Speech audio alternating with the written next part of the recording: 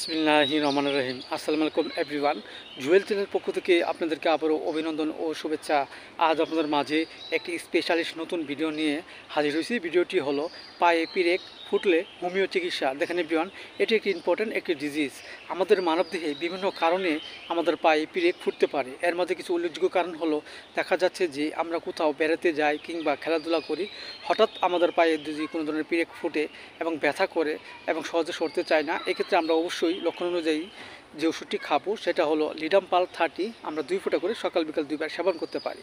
এবং দেখা যাচ্ছে যে আমরা কোথাও চলাফেরা করি কিংবা কোনো কাজ করি, হঠাৎ যদি আমাদের পা ভিতরে যদি কোনো পিরেক ফুটে এবং খুব ধনুষ্টঙ্করের উপকম হয় এবং 2-1 দিন চলে গেছে বের হতে চায় না, এক্ষেত্রে অবশ্যই আমরা যে ওষুধটি সেবন করব সেটা হলো হাইপেরিকাম 200। আমরা 2 ফোঁটা করে সকাল বিকাল 2 বার সেবন করতে পারি।